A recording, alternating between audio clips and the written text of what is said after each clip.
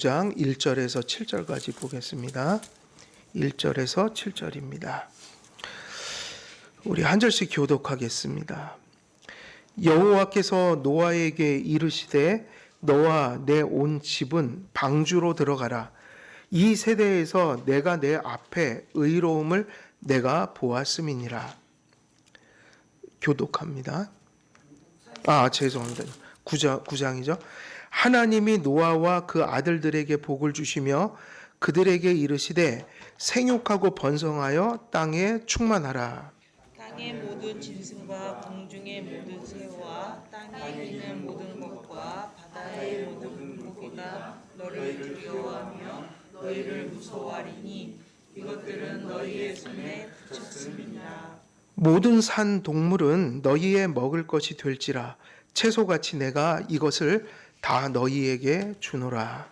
그러나 고기를 그 생명 되는 피째 먹지 말 것이니라. 내가 반드시 너희의 피 곧 너희의 생명의 피를 찾으리니 짐승이면 그 짐승에게서 사람이나 사람의 형제면 그에게서 그의 생명을 찾으리라. 다른 사람의 피를 흘리면 그 사람의 피도 흘릴 것이니 이는 하나님이 자기 형상대로 사람을 지으셨습니다. 너희는 생육하고 번성하며 땅에 가득하여 그 중에서 번성하라 하셨더라. 아멘. 우리가 이거 하나님 말씀 보게 되면 참 하나님의 말씀은 참 세밀한 것 같아요.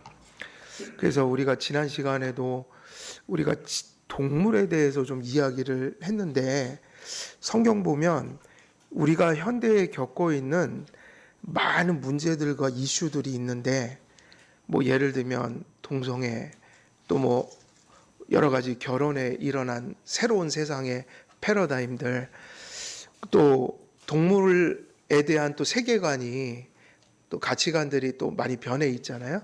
이 시대에 흘러가는 풍속들이 있는데 제가 그런 것들을 이렇게 한 주제 한 주제 성도님들하고 특강도 하고 또 고민도 하면서 살펴보면 그런 생각이 들어요.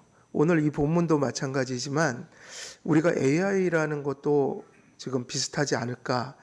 우리는 제가 이번에 목사님들하고 만나서 그 얘기를 했거든요. 사람은 절대로 왜 그런 얘기 있죠. 왜 소 잃고 외양간 고치냐 그런 얘기 있죠. 근데 항상 교회는요 소를 잃지 않고 외양간을 고칠 수가 없어요.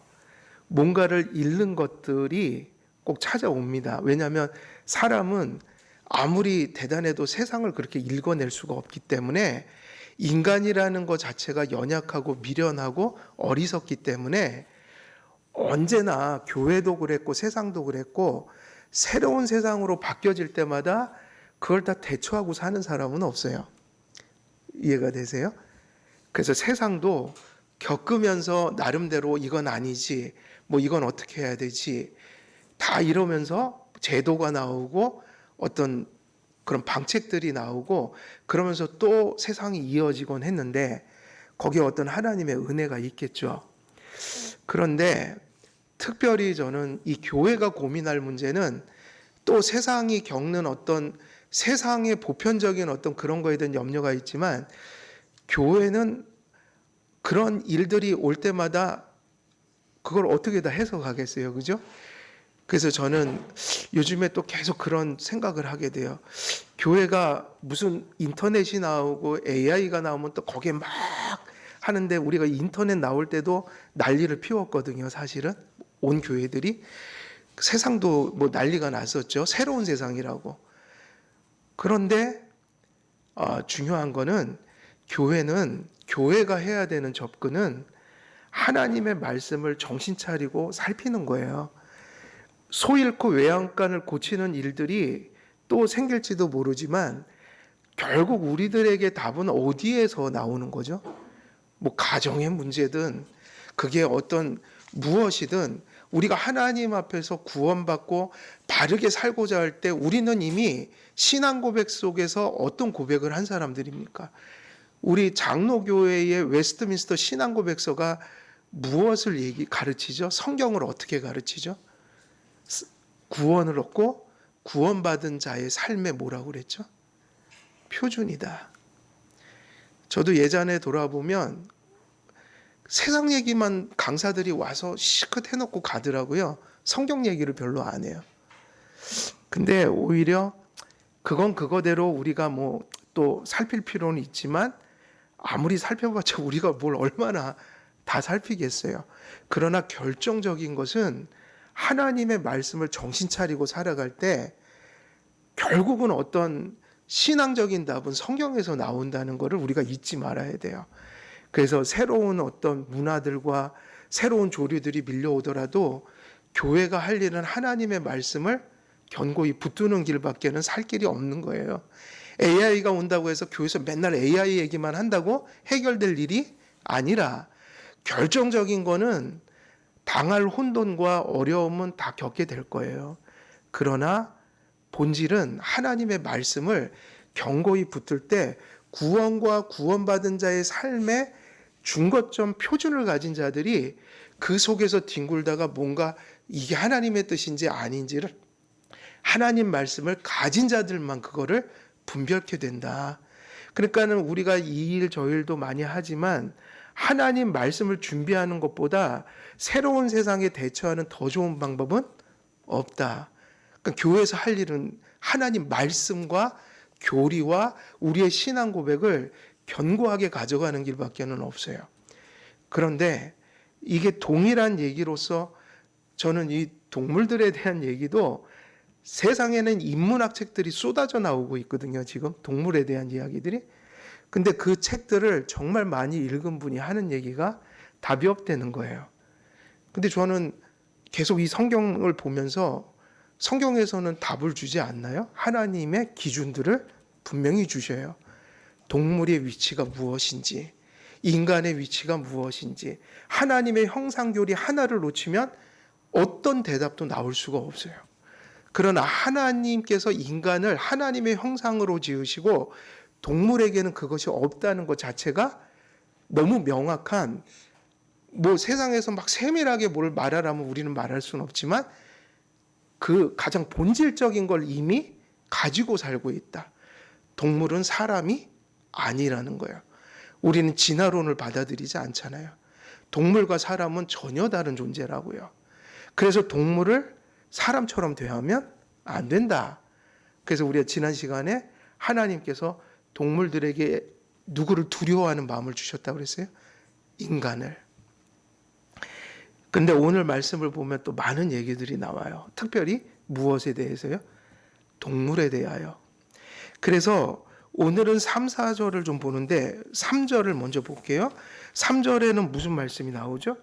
지난 시간에는 두려움을 주셨단 말로 끝났고 오늘은 무슨 얘기가 나오냐면 모든 산 동물은 누가 먹을 것이 될지라 너희가. 그럼 이거는 1차적으로는 누구였죠? 노아의 가족들. 그리고 이후에 모든 인류에게 하신 약속이에요. 내가 이것을 다 너희에게 주노라. 그리고 4절에서는 그러나 고기를 그 생명되는 빛에 먹지 말지니라. 인간이 육식을 하게 된 시기에 대해서 주석가들의 견해가 다양합니다. 그래서 사실은 이 육식을 언제부터 했을까 이 얘기는 건전하고 매우 권위 있는 주석가들이 세 갈래로 갈라져요.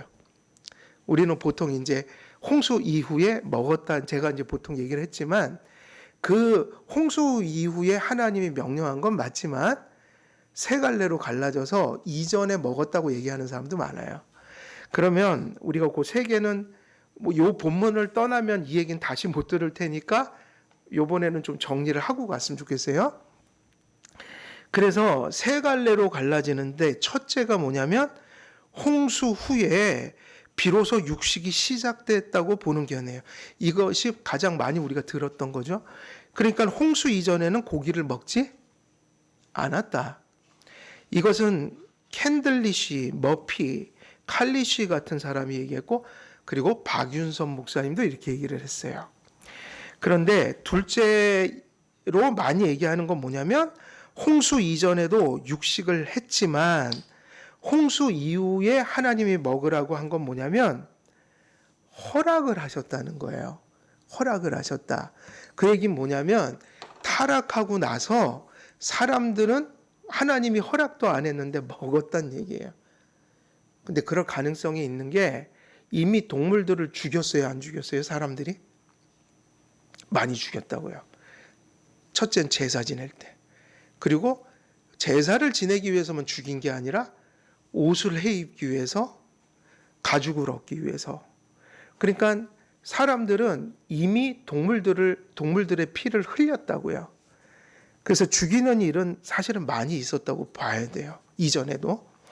그래서 홍수 후의 육식을 하나님이 허락하셨다라고 할 때 이 이야기는 이전에 육식을 했지만 그건 약간 불법적으로 한 거고, 그런데 홍수 이후에는 하나님께서 불법적으로 하고 무허가로 하던 거를 허가제로 하신 거예요. 이제 먹어라.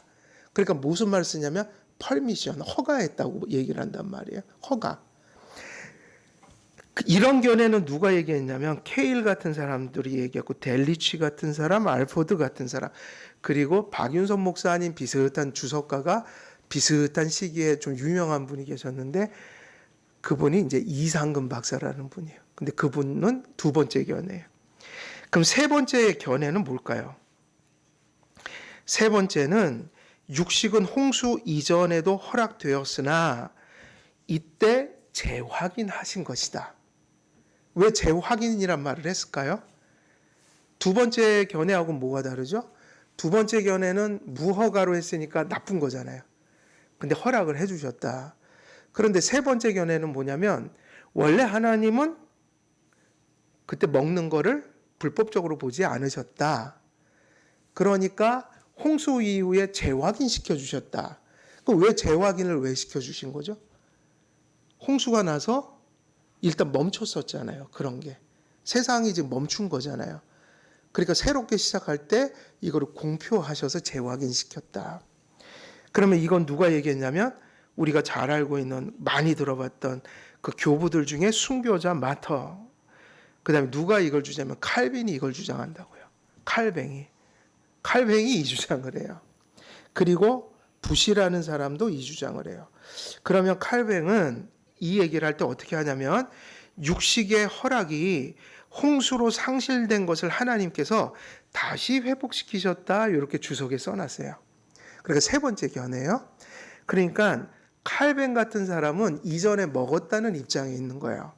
그리고 메투엘리 같은 사람은 또 안 먹었다고 얘기하니까 이 세 가지 입장은요, 이거는 누가 잘못됐다고 얘기할 수 없고 성경 해석할 때 그 이전의 역사를 이렇게 추론해 보면 다 그들이 어떤 가능성을 가지고 얘기를 했으니까 이렇게 얘기한다고 해서 잘못될 것은 없고, 그리고 이런 걸 가지고는 이렇게 잘못된 해석이라고 서로 얘기해서는 안 돼요.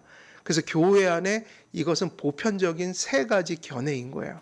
그러니까 이런 거 갖고 괜히 싸울 필요가 없는 것이고 또 그렇게 중요하지도 않아요.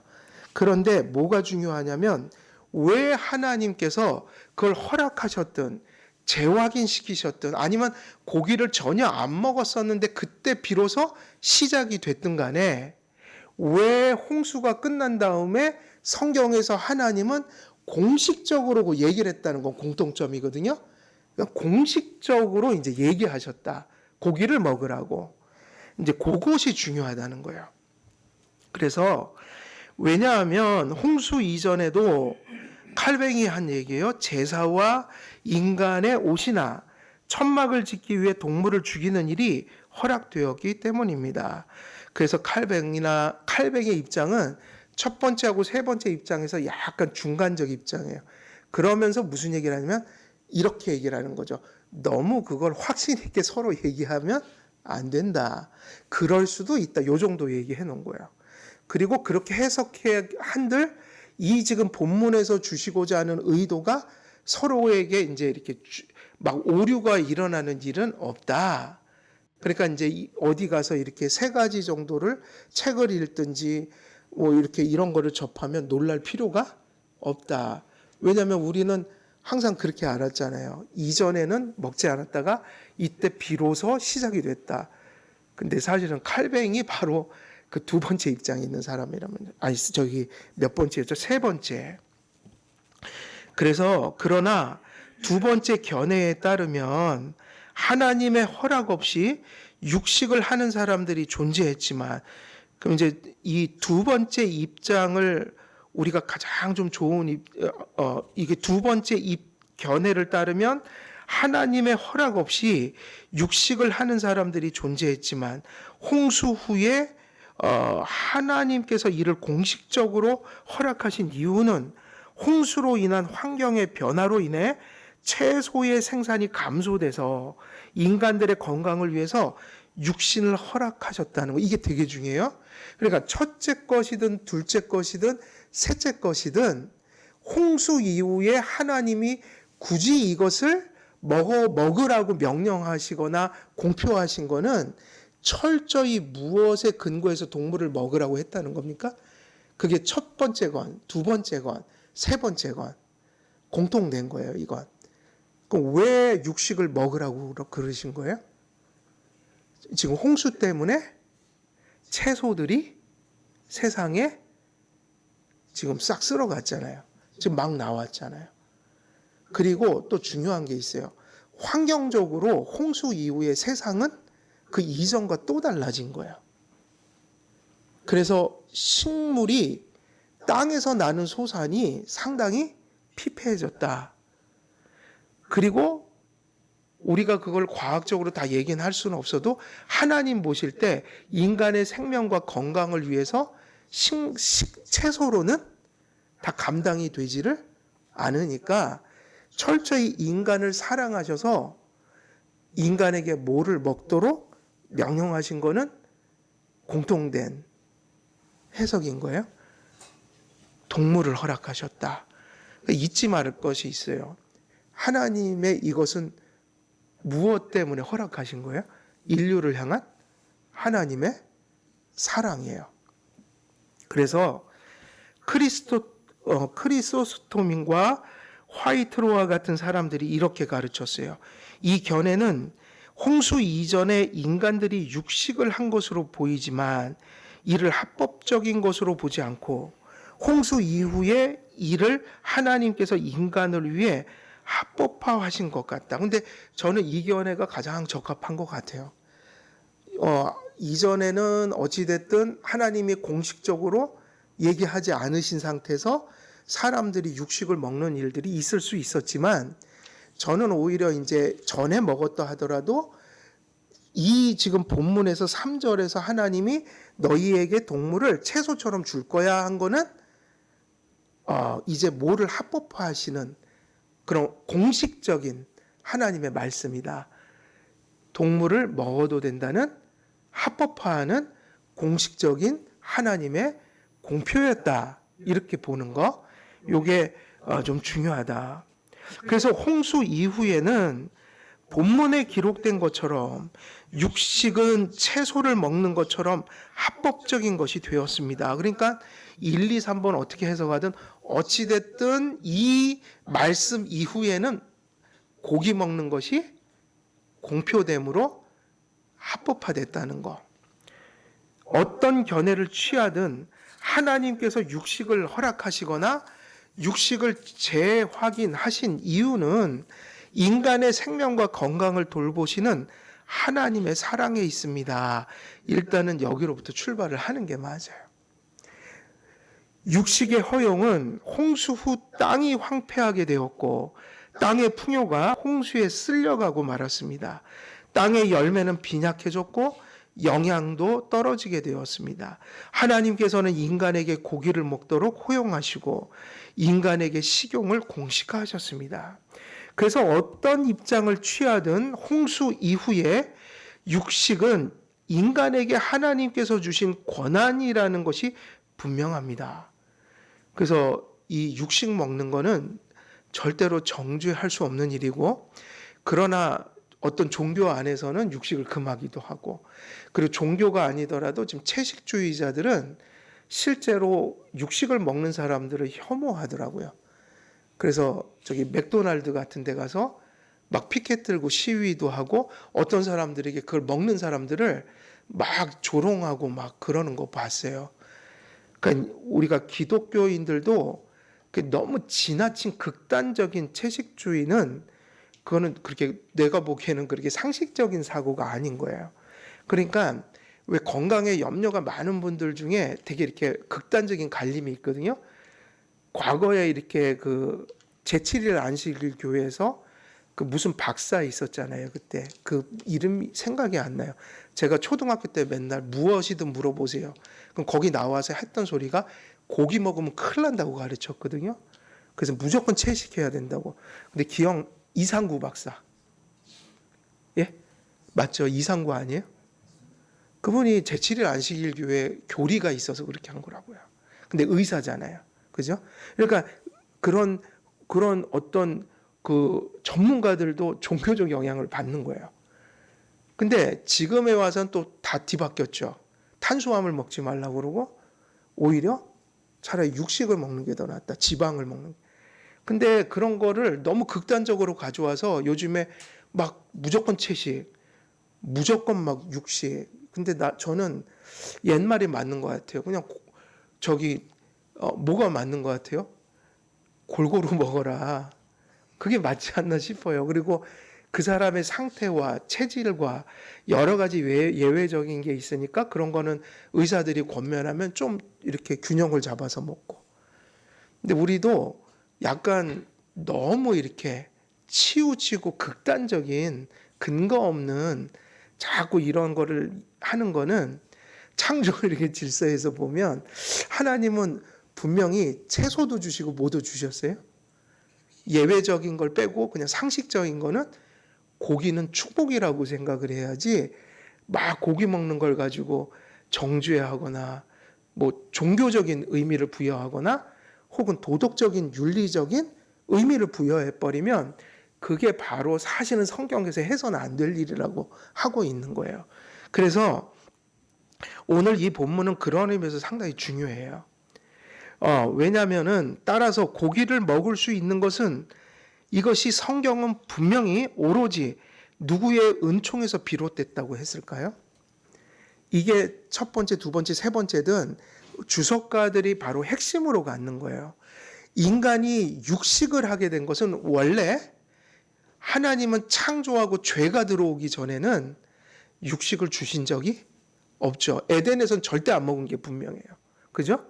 혹여나 먹을 가능성은 타락한 이유일 거예요.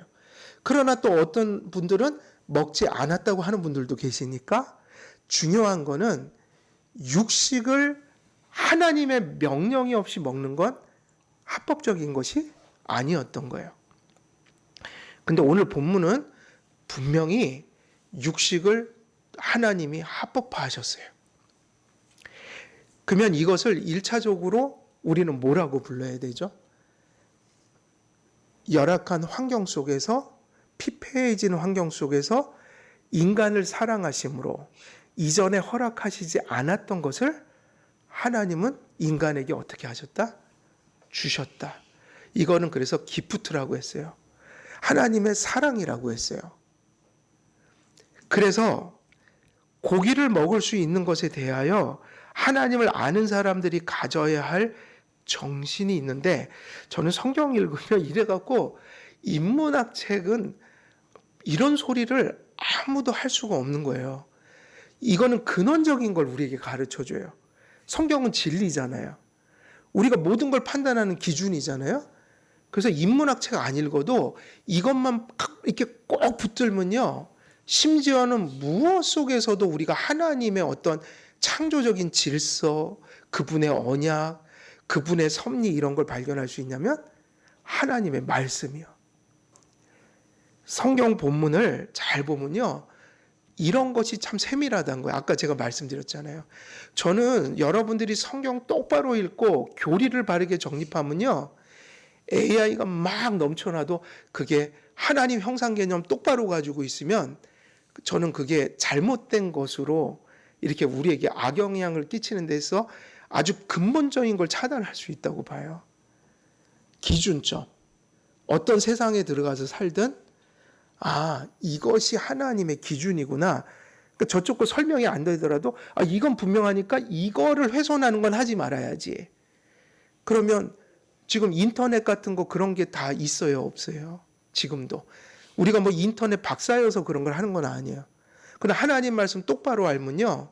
이제 인터넷 세상에서 뭐는 해야 되고 하지 말아야 되고 이런 것들을 구별할 수 있단 말이에요. 하나님의 말씀은 세밀해요.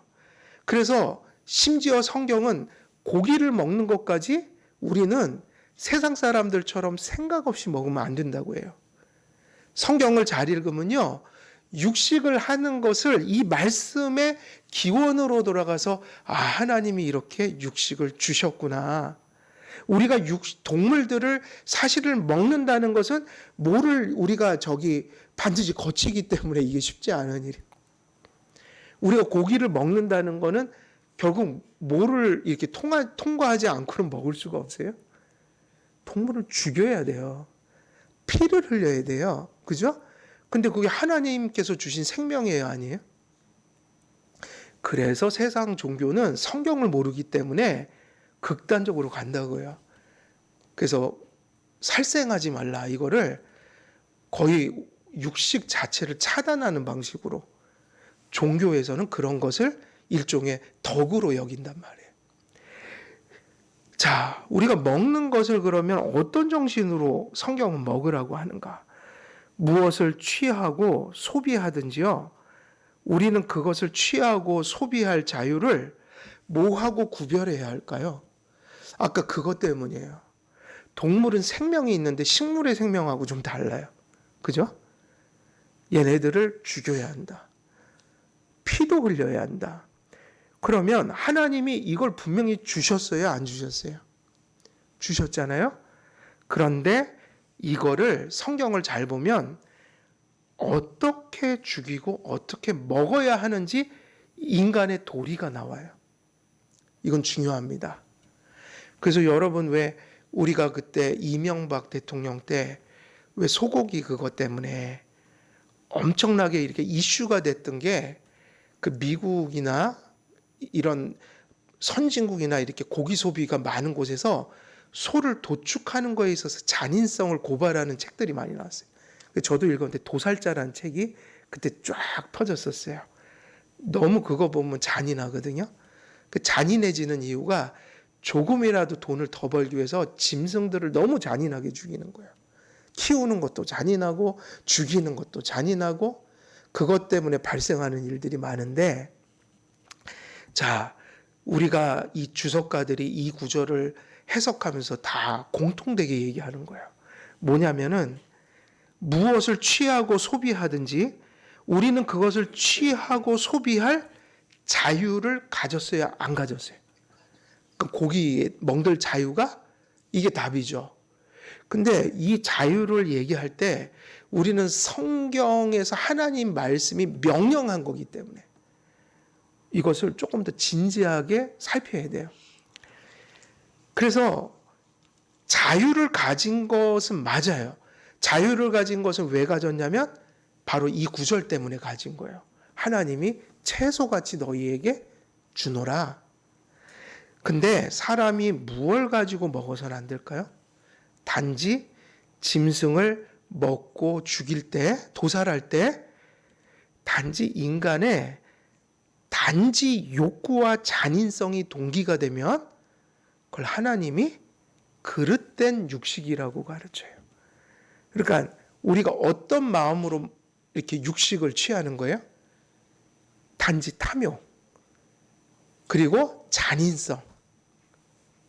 그러면 우리가 다시 이 말씀으로 돌아가면 한번 해석해 보세요. 하나님이 지금 3절에서 말씀하신 것으로 고기가 합법화되거나 불법화라고 얘기할 때 이게 합법이냐 불법이냐 얘기할 때 기준은 뭐죠? 우리가 먹고 싶으니까 먹으면 합법입니까? 그렇게 시작됐어요. 창세기 9장 3절이 인간이 육식을 먹기 시작했다 그럴 때 그 육식을 먹어도 되는 자유가 인간이 그냥 그때 노아가 나 저기 먹고 싶은 본능이 막 올라와서 하나님, 내가 먹고 싶으니까 먹어버릴게요 하니까 하나님이 그래 먹어라 그러셨냐고요. 그런 적이 없으세요. 사실은 그 이전에는 그렇게 안 하는 쪽의 해석이 더 많잖아요. 그래서 육식이 자유가 된 건요, 인간이 먹고 싶기 때문에 먹었기 때문이 아니에요. 그러니까 육식을 먹어도 되는 자유는 우리가 멋대로 먹고 싶다고 해서 자유가 되는 게 아니니까, 육식을 먹어도 되는 합법화는 우리의 욕구가 아니란 말이에요. 그러면 육식을 먹어도 되는 자유는 철저히 무엇 때문이죠? 하나님께서 하나님 것을 우리를 사랑해서 당신의 주권으로 주셨기 때문에 합법화된 거예요. 이유 이제 좀 분간이 되세요? 이거는 그래서 다른 것도 다 포함시키면 이래요. 우리가 지금 자유를 누리고 막 무언가를 즐기고 하나님 앞에서 죄가 안 되게, 그래서 우리가 그때 그리스도인의 자유라는 걸 좀 말씀드렸죠. 그렇게 할 때 우리의 그 즐거움이 어디서 왔지? 그러면 그냥 내가 즐겁고 내가 하면 재밌고 내가 멋대로 하고 싶으니까 자유인 거지? 이래갖고 자유가 되는 거는 하나도 없고요. 그렇게 자유를 누리면 그건 그리스도인의 자유가 아니에요. 그건 바로 세상 사람들이 살아가는 방식이에요. 우리는 무언가를 소유하고 취하고 그걸 가지고 누리고 하는 거는요, 철저히 누가 허락하셨기 때문이에요? 하나님이 주셨기 때문이에요. 달리 표현하면 그건 하나님의 사랑과 그의 주권 속에서 베푸신 선물이기 때문에 자유가 되는 거예요. 그러니까 짐승을 먹는 일뿐만 아니라 많은 일들의 동기가 단지 욕구이고 단지 잔인성으로부터 시작했다면 어쩌면 이것은 여전히 하나님이 허락하신 모습이 아닌 거란 말이에요. 그래서 우리는 기독교인은 알아요. 세상 사람들은 인문학자들도 이거를 몰라요.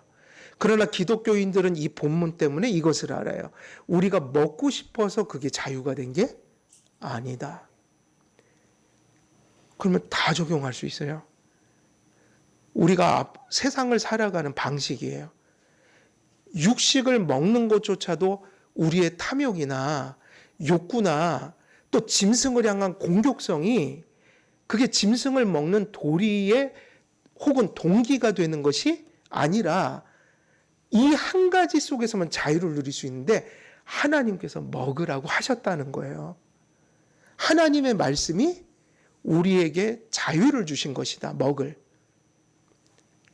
그러면 우리는요, 그런 방식으로 살아가면 어떤 세상이 와도 또 우리는 우리 믿음을 지켜갈 수 있어요. 이제 우리가 어떤 세상이 왔다? 그럼 거기서도 우리는 그걸 기억해야 돼요. 단지 우리의 욕구를 따라 그런 것들을 사용하고 쫓아가고 그러면 안 돼요. 항상 그래서 우리 속에 무엇이 들어오면 그 안에서도 이게 기독교인으로서 세상 사람들과 함께 할 수 있는 건지 아니면 세상 사람들과 할 수 없는 건지, 그래서 같이 해도 되는 건 같이 하지만 아무리 세상 사람들이 그것이 옳다 하여도 그래도 기독교인들은 조심하고 피하고 절제해야 되는 부분들. 이거는 AI도 똑같은 거예요. 그러니까 그것이 어디로부터 오냐? 하나님의 말씀으로부터 온다. 그러니까 여러분, 절대로 고기는 인간이 제멋대로 먹고 싶다고 해서 하나님이 허락한 게 아니라 하나님이 당신의 사랑과 기뻐하심으로 그가 먹으라고 기프트로 주시는 순간 그것은 합법화되었으니 결국 그것은 인간의 욕구와 잔인성에 근거해서 그런 걸 추구하면, 달리 표현하면 이게 뭐가 되냐면요, 바로 이것은 누가 이렇게 먹는 거예요? 고기를? 세상 사람들이요. 누가 없기 때문에, 하나님이 없기 때문에 이거는 빠져있고 욕구밖에 없는 거예요. 그리고 잔인해요. 근데 기독교인들은 거기에 누구를 두는 거예요? 하나님을 두니까 먹지만, 누리지만, 즐기지만 우리는 욕구와 잔인성에 초점이 맞춰져 있는 게 아니라 하나님이 그것을 허락하심을 감사하면서 먹는 거예요.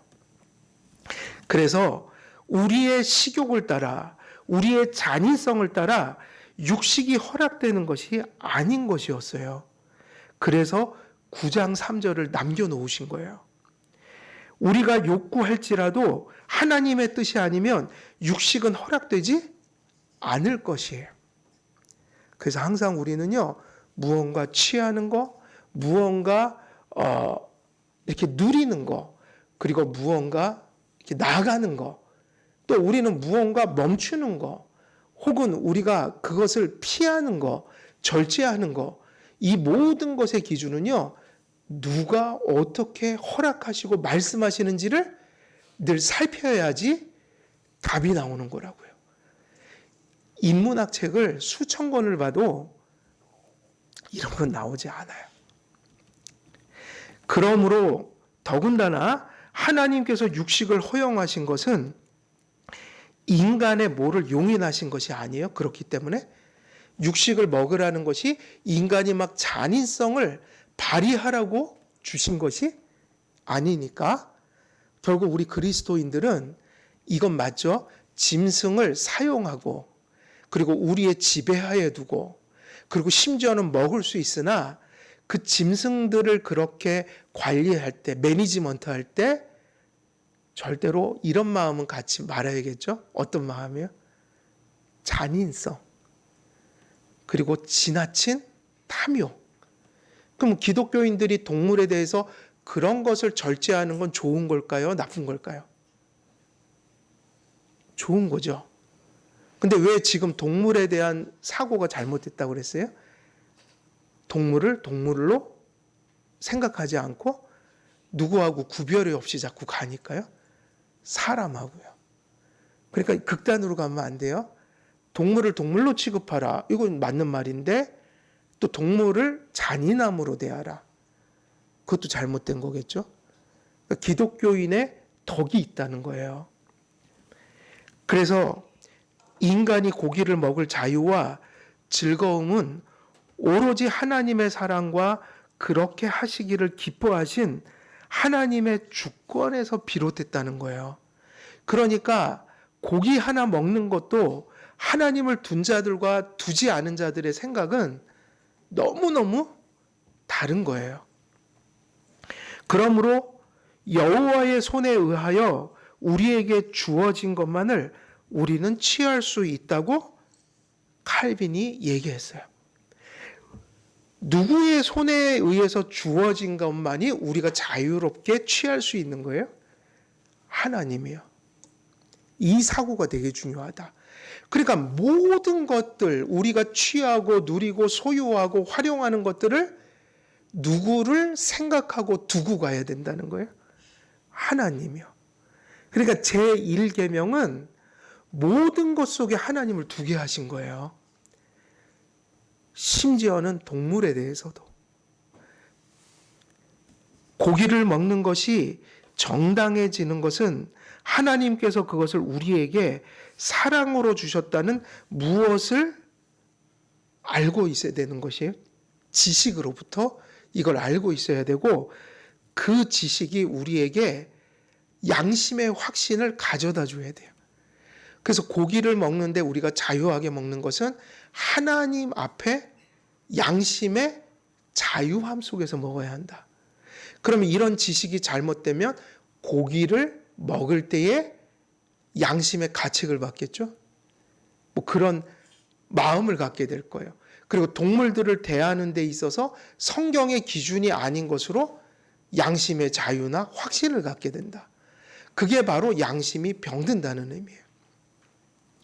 그러므로 하나님께서 우리를 사랑하셔서 기뻐하심으로 주신 것을 모르는 사람들은 고기를 먹는 것을 불결한 것으로 여김으로, 그래서 고대 시대에는 이교도들이 이거를 많이 얘기했다고요. 그리고 지금도 그런 문화가 있어요, 없어요? 고기를 먹는 걸 정죄하는 거.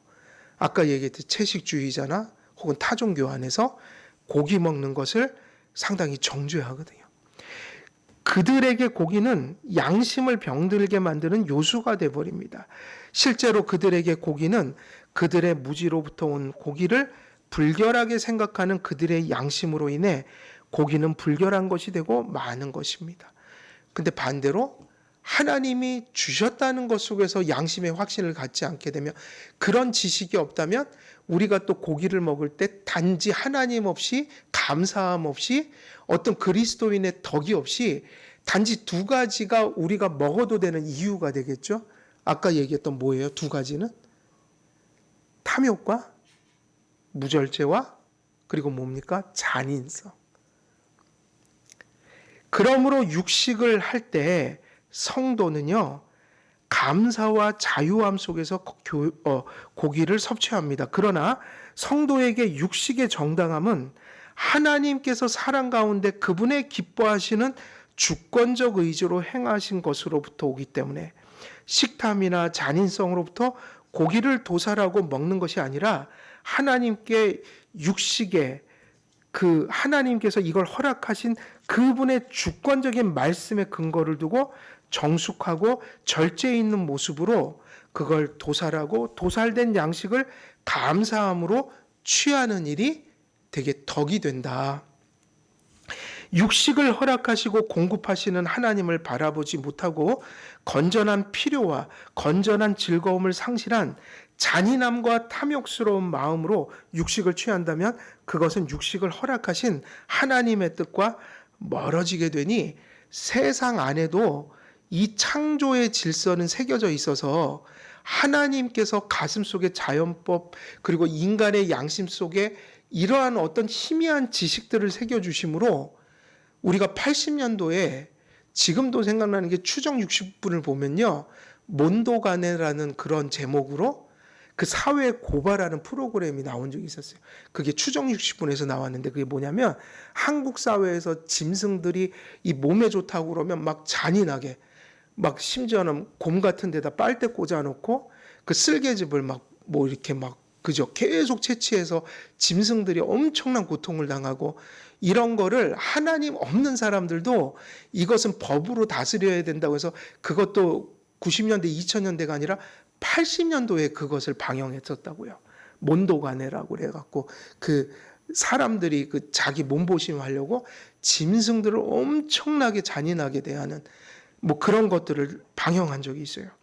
탐욕스럽고 잔인한 육식 생활과 육식을 불결하고 죄악된 것으로 여기는 이 두 극단은 둘 다 육식이 하나님의 통치권으로 사람 가운데 인간의 손에 동물을 식물로 넘겨주신 그 진리를 모르거나 배척하기 때문에 발생하는 일이므로 이러한 일들은 상당히 이교적인 거예요. 그러니까 지금 여기서 우리가 먹는 문제를 논하니까 그렇긴 하지만 실제로 문화적인 어떤 행태들을 보면 이렇게 짐승들을 지나치게 잔인하게 하거나 혹은 이 짐승들을 우리가 먹는 것 자체를 정죄하는 그런 사회적인 문화는요, 상당히 이교적인 근원에 뿌리를 두고 있다고 봐야 돼요. 그러니까 이방세계, 이교세계 이런 것 속에 이런 극단적인 먹는 것에 대한 인식들이 많이 나타나고 있는 거야. 그러므로 성도는 육식을 하는 순간에도 그 가운데 무엇을 두어야 합니까? 하나님을 두어야 합니다. 하나님께서 거룩하게 하시어 베풀어 주신 것을 깨끗하고 정당하게 건강한 양심으로 취해야 합니다. 근데 성경에는 이 문제가 엄청나게 신학적인 큰 문제였어요. 과거에. 왜? 고대 그 바울이 선교하던 시대에는 그 로마 사회에 바로 이런 음식에 대한 이교적인 문제들이 교회에 영향을 줬기 때문이에요. 그래서 교회 안에도 그런 것들이 나타났어요. 그래서 이렇게 얘기하죠. 그러나 성령이 밝히 말씀하시기를 후일에 어떤 사람들이 믿음에서 떠나 미혹하는 영과 귀신의 가르침을 따르리라 하셨으니 자기 양심이 화인을 맞아서 외식함으로 거짓말하는 자들이라. 혼의를 금하고 어떤 음식들은 먹지 말라고 할 터이나 음식물은 하나님이 지으신 바니 믿는 자들과 진리를 아는 자들이 감사함으로 받을 것이니라. 지금 이게 엄청나게 심각한 것으로서 성경에 기록된 얘기라고요. 이것을 이방 사람들한테 지금 전했습니까? 교회에 전한 얘기일까요? 이 구절이 교회에 전한 거예요. 근데 이런 문제가 사실 교회에 있었어요. 그래서 과거에 그 어떤 좀 극단적인 교단들은 성경을 좀 이상하게 해석해서 막 뭐는 먹지 말라고 막 그런 음식을 다시 구약처럼 레위기처럼 규정하는 게 사실은 장로교파 내에 있었다고요. 그래갖고 제가 전에 뭐 이렇게 순댓국 먹고 그러면 막 옆에서 막 째려보고 그런 사람도 있었어요. 그쪽 이렇게 계신 분들은. 그러니까 마치 그거를 먹으면 하나님 앞에 부정해진다는 식으로. 그러니까 레위기에나 있을 법한 음식을 거룩한 것과 거룩하지 않은 음식을 그렇게 구약처럼 가져가려고 했던 게 얼마 전만 해도 교계에 있었다고요. 지금은 그것이 좀 많이 좀 자유로워졌지만 몇십 년 전만 해도 그게 엄청 강했어요. 그러니까 이런 문제는 언제든지 교회 안에 들어올 수 있는 문제들이에요. 그 뒤에 조금 더 말씀드리면 그래서 하나님께서 그 지으신 모든 것이 선함에 감사함으로 받으면 버릴 것이 없나니 하나님의 말씀과 기도로 거룩하여짐이라. 내가 이것으로 형제를 깨우치면 그리스도 예수의 좋은 일꾼이 되어 믿음의 말씀과 내가 따르는 좋은 교훈으로 양육을 받으리라. 하나님께서 모세를 통해 육식을 채소처럼 인간에게 허락하신 바를 기록하게 하신 이유는, 그러니까 왜 창세기 9장 3절을 이곳에 이렇게 기록해 놓으셨을까? 그럼 뭘 기록해 놨죠? 육식을 하게 된 동기와 그 정당성을 인간에게 두시지 않고 하나님의 말씀에 두었다. 그래서 그 이유는 하나님께서 그것을 당신의 사랑과 주권으로 주신 이유로 인간이 자유롭게 평안한 양심으로 그것을 누리도록 하신 것을 알아 의심과 양심의 떨림으로 그것을 취하는 일이 없도록 하게 하기 위함이었습니다. 이런 면에서 우리 시대에 어떤 극단적인 사고가 존재하는 것을 보게 됩니다. 근데 이 문제는 오늘날 좀 이렇게 들어올 확률은 있어요. 약간 진보적인 교회들이 그러는데 채식주의가 진보적인 사상 속에 있는 거잖아요. 사실 어떤 면에서는 그 채식주의 철학에 물든 사람이 만일 교회에 들어오면요, 교회에 들어오면 그 사람은 예수 믿기 전에 이미 채식주의는 엄청나게 잘못된 거잖아요. 근데 이런 말씀을 바르게 신학을 정립 안 하면 교회에 들어와서 윤리적으로 보면 고기를 안 먹는 게 훨씬 유익한 거예요, 집사님. 그래서 또 그런 걸 그런 식으로 가져갈 수 있다. 사실은 그런 게 없지 않아요. 그래서 밖에서 지금 이렇게 풍속처럼 흘러가는 사상과 문화와 조류들이 그것을 성경과 교리로 잘 정립하지 않은 채로 교회 안에 그게 들어오면 역시 교회에서도 이런 문제가 사실은 반복될 수 있는 거예요. 그러니까 그런 분들이 윤리적인 문제를 제기한단 말이에요. 그래서 제가 그 교회에서 약간은 그런 논쟁을 사실 본 적도 있어요.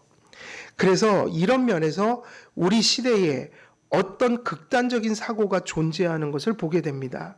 어떤 이는 채소만 해야 건강하다고 생각하는 사람들이 있고 어떤 이들은 육식 중심으로 식생활이 가야 한다고 주장합니다. 그래서 의학적으로는 모르겠지만 상식적으로 볼 때 채소도 육식도 다 하나님께서 필요하여 주신 것이니 그래서 답은 골고루 균형 잡힌 식생활을 하는 게 맞지 않겠습니까? 사람의 체질과 상태에 따라 이를 조절할 예외가 있을 뿐이지 옛 지혜가 알려주듯 골고루 먹는 것이 중요하지 않겠습니까? 근데 이거 자체를 제가 얘기하는 게 아니라 이 시대의 좌로나 우로나 치우치는 극단적인 사고가 사실은 이 현대인들의 약간 특징이에요. 그래서 우리는 이거 지금 답을 내놓고 이렇게 얘기를 하지만 사실은 현대인들은 상당히 어떤 극단적인 사고로 어떤 이슈들을 그렇게 강조하는 면들이 있어요. 그러니까 이미 편향된 사고들을 학습받고 있는데 아까도 제가 좀 그런 교회 책은 아니지만 밖에 책을 읽다가 지금 유튜브는 이 개인이 그 취향과 그 사람의 어떤 관심사를 따라 그것을 그 사람에게 이렇게 맞춰서 유튜브가 이렇게 보여지는, 이미 그 장치로 그걸 돈 벌어 먹는 거예요. 그러니까 유튜브는 절대로 균형 잡힌 지혜를 주지 않고요. 내가 이미 좋아하는 거, 관심 있는 거, 그리고 이 유튜브에서 뭔가 내가 어떤 관심을 갖게 돼서 그것에 대한 근거는 없지만 이게 되게 맞는 말 같다 해서 계속 그쪽으로 한번 들어가면 계속 그거에 대한 신뢰성을 가지고 그쪽으로 볼 거 아니에요? 근데 이미 유튜브는 그것이 짜여져 있단 말이에요. 그러니까 그 사람의 관심사를 따라 똑같이 올라오는 게 아니라 그 사람의 취향을 AI가 이렇게 간파를 해서 그 사람이 잘 볼 수 있는 것을 이미 선택된 상태로 자꾸 올려준다. 그 알고리즘을. 그러면 유튜브만 자꾸 보면 어떻게 되냐면요. 모든 문제에 있어서 편향된 어떤 누군가의 결론을 우리가 가져갈 수 있는 위험이 있다는 거예요. 왜냐하면 자꾸 보면 그것만 뜬단 말이에요. 그쪽으로. 그렇게 된단 말이에요. 조심해야 돼요. 그러니까 유튜브는 도움을 얻지만 유튜브는 옳은 것도 있고 그른 것도 있지만 우리를 편향된 사고로 자꾸 끌고 가니까, 그래서 지금 죄송하지만 지금 극우의 이렇게 지금 막 이런 것들은 자꾸 위험은 사실은 유튜브가 제일 중심에 있잖아요. 그래서 지금 요번에 일어난 것도 누군가 유튜버들의 얘기를 듣고 그걸 상당히 또 반영했다는 거 아니에요. 높으신 분이. 그러니까 이런 일들이 조심스럽단 말이에요. 왜냐하면 그 유튜브 세계는 그렇게 이미 선택이 돼서 개인의 취향을 따라 이미 이렇게 골라서 편향되게 계속 올려주는 이미 그런 알고리즘이 사람들이 그것에 빠지게 하는 근원적인 시스템이란 말이에요. 그러니까 우리가 이런 극단적인 사고들을 조심해야 한다. 현대인들은. 그래서 육식을 허락하신 것에 대해 우리는 이 점을 붙들어야 하고, 성경은 이를 교훈하기 위해 육식을 허락하신 사건을 기록하고 있습니다. 무엇을 취하든 우리가 누리는 것이 하나님의 손으로부터 온 것임을 기억해야 합니다. 그리고 하나님의 허락이 없이 우리는 무엇을 취하고 누릴 권한이 없다는 사실을 늘 기억해야 합니다. 그러니까 이 점이 계속 지금 이렇게 계속 핵심이에요. 육식을 얻은 것은 하나님 앞에서나 우리에게나 그것을 먹기 시작한 절대로 우리의 욕구가 아니었다는 거란 말이에요. 우리의 욕구가 아니다. 또 잔인성의 그 어떤 발휘로서 짐승을 먹기 시작한 것도 아니다. 항상 누가 선물로 주셨다는 거예요? 하나님이요. 이걸 기억해야 돼요. 무엇인가를 정당하게 먹을 수 있는 자유가 주어진 것은 오로지 하나님께서 그것을 선물로 주셨기 때문이죠. 이 진리를 분명히 인식하고 믿는 신앙이 없이 양심은 병들고 맙니다. 육신을 먹는 일에 있어서도 하나님을 알고 믿는 일이 얼마나 중요한지 모릅니다. 육식을 먹는 일에도 하나님을 두어야 한다는 것이죠 라고 하니까 육식을 먹는 게 아무것도 아닌 것 같지만 세밀히 들어가면 이 세상에 하나님을 두지 않고 가면 모든 게 정상적일 수 없다. 이것은 하나의 이그젬플이에요. 우리는 고기 먹는 거 별거 아니네. 근데 우리는 사실은 이 9장 3절을 모르면 안 되잖아요. 우리들에겐 그런 감사가 있다는 거예요. 고깃집 가서 하나님 감사합니다 할 때 9장 3절의 진리가 있어야 된다는 거예요. 근데 이거 자체로 지엽적인 얘기를 하는 게 아니라 고기 먹는 일 자체가 이렇게 우리의 어떤 하나님의 말씀을 두는 일과 연관이 있다면 우리가 사는 것 자체가 누굴 안 두고 살아가는 게 얼마나 피폐하고 위험한 일인가. 하나님을 두어야 한다. 그래서 육식을 먹는 일에도 하나님을 두어야 한다는 의미입니다. 진리를 알고 신앙하는 가운데 우리는 육식을 먹는 가운데 하나님께 감사를 드릴 수 있습니다. 먹는 일에조차 하나님을 영화롭게 하는 인생의 제일된 목적을 먹는 일에조차 하나님을 영화롭게 하는 인생의 제일된 목적을 향해야 합니다. 이런 고기를 먹는 일조차도 아까 우리가 앞에서 신약의 본문 좀 읽어드렸잖아요. 이런 육식을 하는 일조차에도 누구를 영화롭게 한다는 그 웨스트민스터 소요리 문답의 일문답이 반영이 되는 거예요. 이런 일조차에도. 그리고 이렇게 할 때 먹는 작은 일 속에서도 우리는 그것에 하나님을 둔다면 사나 죽으나 유일한 위로가 그리스도 안에 계신 하나님에게 있다는 그 사실을 발견하게 된다. 육식, 그걸 왜 하나님께서 주신 거야. 그건 우리의 욕구도 아니었고 우리 잔인함의 발로도 아니라 하나님이 사랑으로 기뻐하셔서 준 것이 정당성을 갖게 해. 그럼 그것은 우리가 그것을 하나님을 두고 먹는다는 거, 그에게 감사를 돌린다. 이것은 웨스트민스터 소율입니다. 그를 영화롭게 한다. 근데 또 반대로 얘기하면 그것에 하나님을 둔다는 얘기는요, 우리가 사나 죽으나 유일한 위로를 누구에게서 발견한다는 얘기가 돼요? 엄밀히 얘기하면 고기가 아니라 그 고기를 허락하신 하나님의 손길, 그 사랑, 그 주권, 그래서 그 안에서 유일한 하나님의 위로를 보게 된다. 하나님을 아는 지식과 믿음은 기도하고 감사하며 먹는 일에서조차 성화의 은총이 머물게 합니다. 그래서 일용할 양식을 주옵시고는 작은 기도가 아니니까요.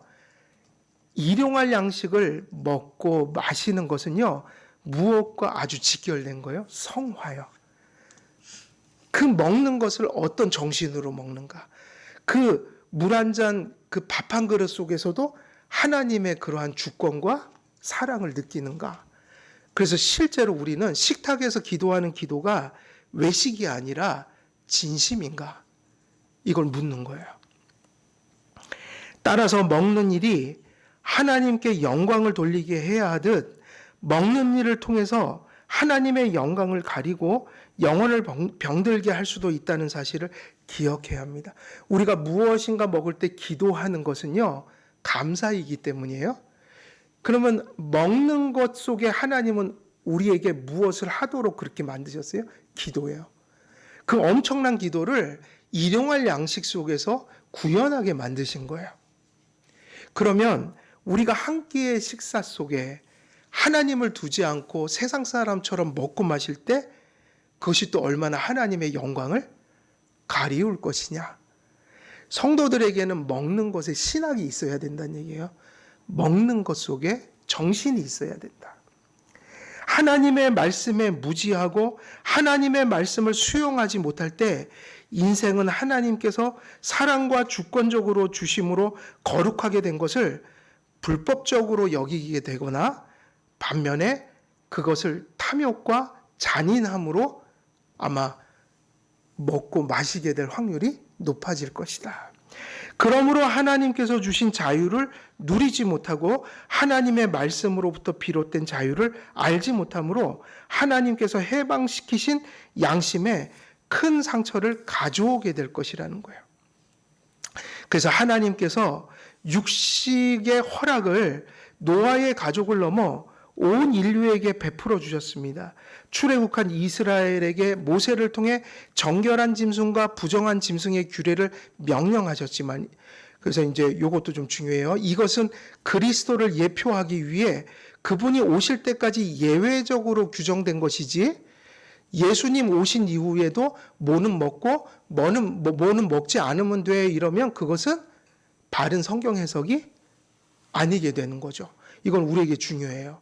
레위기에 나오는 뭐는 먹고 뭐는 먹으면 안 돼 이 얘기는 누가 오실 때까지예요. 주님이 오실 때. 그리고 모세 시대 이전에는 그런 걸 주신 적이 없다는 거예요. 그래서 결론적으로 육식의 허락과 관련하여 우리가 붙들 교훈은 이러합니다. 그래서 여기서 요거 잘 듣고 이제 마치도록 할게요. 요약할게요. 이런 설교는 자주 하는 건 아니어서 잘 정리하고 마쳤으면 좋겠어요. 첫째 교훈입니다. 육식의 정당함은 우리의 먹고 싶은 욕구나 잔인성을 표출하는 데서 찾으면 안 됩니다.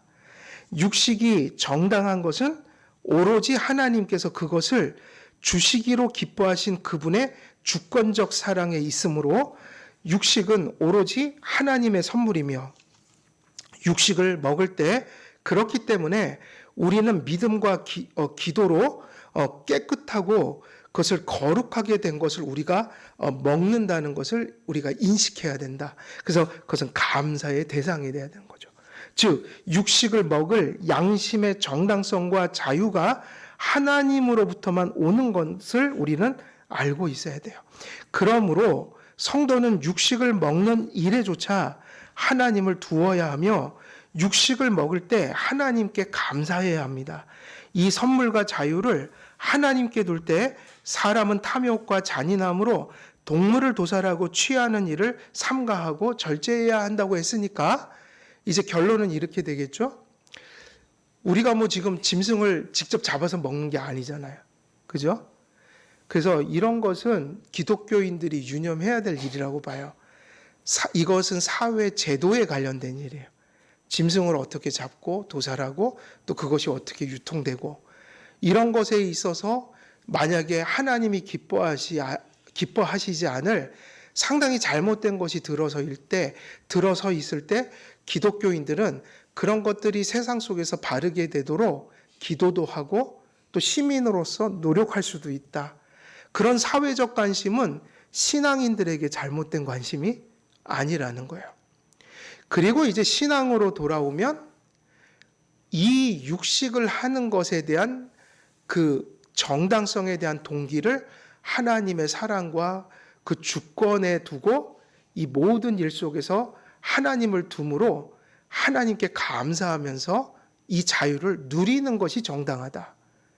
그러나 이제 마지막 정리를 하면 이제 이 부분은 우리는 인간이 동물보다 우월하고 하나님의 형상을 가진 존재로서 동물을 사람처럼 여기면 안 된다는 얘기를 계속 강조했죠. 그러나 마무리를 잘 지어야 돼요.